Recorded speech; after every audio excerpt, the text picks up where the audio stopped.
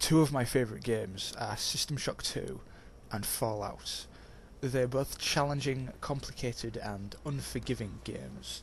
Until you know what to do, both games can be daunting, frustrating and even occasionally tedious. But when you do know what to do and where to go, playing these games becomes an absolute pleasure. They're games that need to be played through once to learn how to play them, so that you can then go back and play them again properly.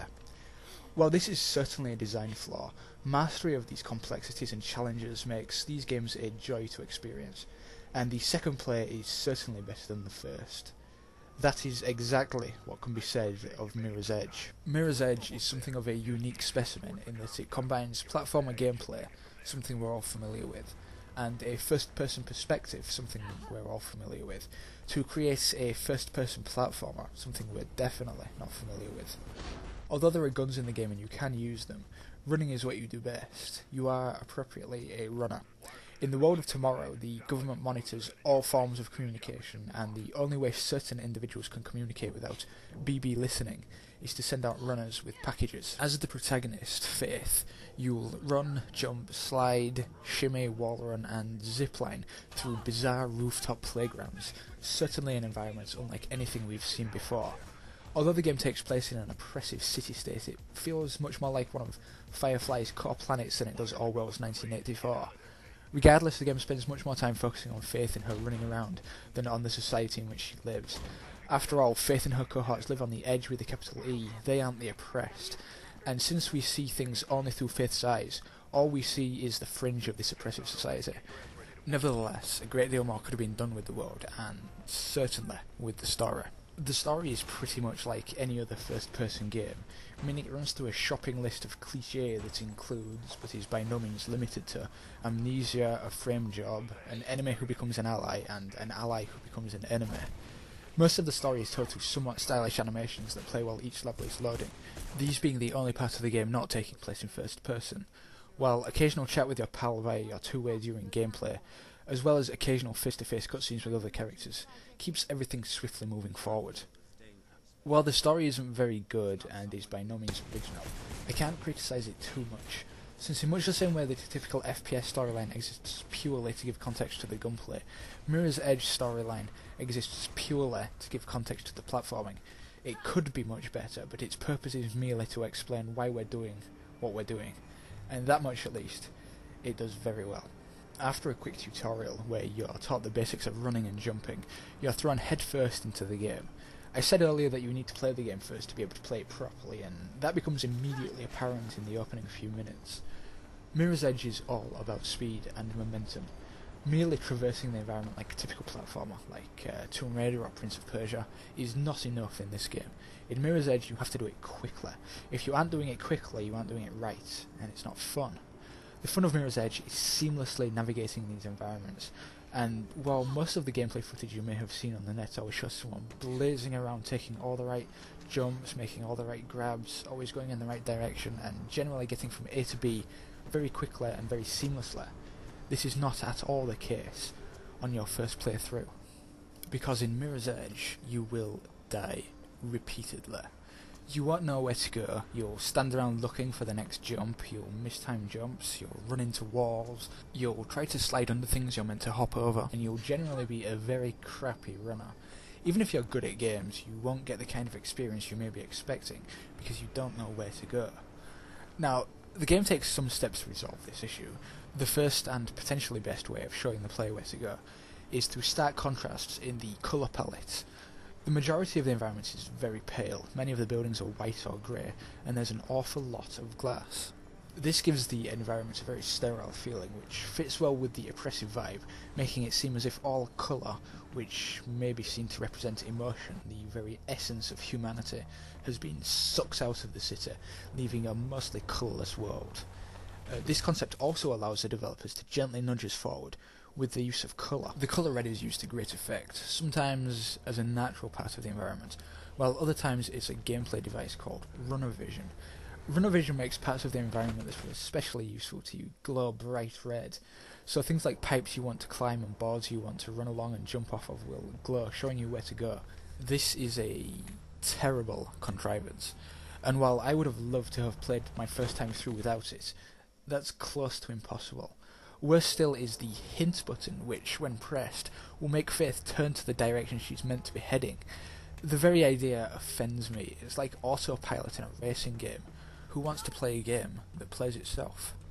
Knowing where to go next is the crux of Mirror's Edge, and the game either does a poor job of showing you where to go next, or goes to extremes and halfway plays itself. A more natural, less contrived approach could very easily have made the game more enjoyable on the first playthrough, without sacrificing any of the challenge. Now, while your first playthrough may be challenging, frustrating, and occasionally tedious, that's just your first playthrough. Once you know where to go, Mirror's Edge becomes an entirely different game. That misrepresentative gameplay footage I mentioned earlier, once you do know where to go, that kind of footage does accurately represent the gameplay experience. It becomes an intense rollercoaster ride that visually is worthy of cinema. You'll take every jump, you'll make every grab, and you'll seamlessly move through the environment at high speed.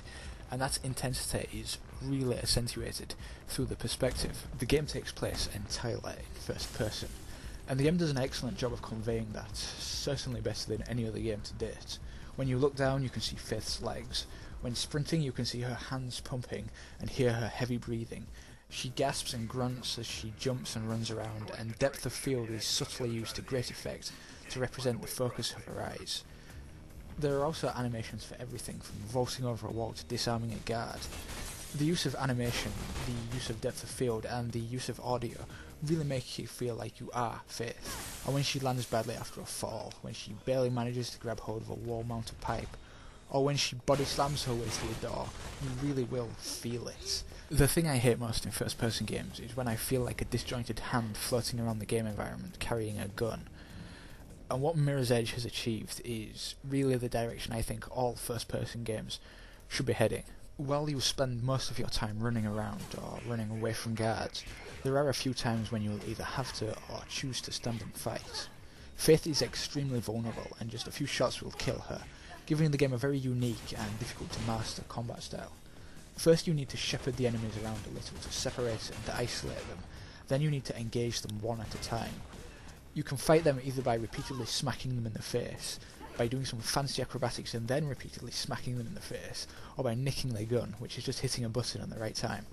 While this is a quick time event, yeah, and they stink, it all happens so quickly and so fluidly that it doesn't even matter in this game. You have to be mindful of other enemies and their movements, and actually performing a disarm move takes some pretty awesome timing, which can be tough when you're trying to focus on several things at once. The combat as a whole comes together extremely well, but like the rest of the game, it's a matter of trial and error until you get it right. After that, it's a dream.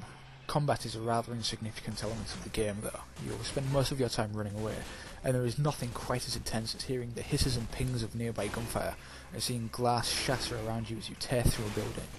The entire game is quite visually spectacular, which is one hell of an achievement for a game running in UE3. Good, sure, great, it happens, but DICE has taken UE3 and actually made it a spectacular looking game. The game's use of colour is simply magnificent. The animations, at least what you see of them, are fantastic, and there are plenty of amazing little touches. For example, the entire game takes place entirely in first person, and yet if you shake your head around and watch your shadow, you can see your hair sways back and forth fluidly. And I don't really have the time to talk about it, but the soundtrack is awesome. Not only is it great sounding, it's used very well throughout the game to enhance scenes, combat especially. DICE seemed very aware of how great the soundtrack is, letting you listen to any of the tracks through an extras menu, and even went as far as including a remix soundtrack on a separate disc. There's no multiplayer, but the campaign is worthy of several plays through, and the time trial mode with online leaderboards makes ME feel like some kind of bizarre racing/platformer hybrid. Don't let the short campaign fool you, this is a very lengthy game. Mirror's Edge has, in order, an excellent concept, a mostly excellent execution, spectacular visuals, an awesome soundtrack, some questionable design decisions here and there, and a serviceable story. Some very obvious and very easy to implement design changes could have made the first playthrough more like the experience we all expected it to be, but the second playthrough, once you know where you're going, is simply magnificent. It's a brutal and unforgiving game, and you have to master it before you can love it, making it a game that's easy to either love or hate, depending on what you want out of the game. For me, it's love.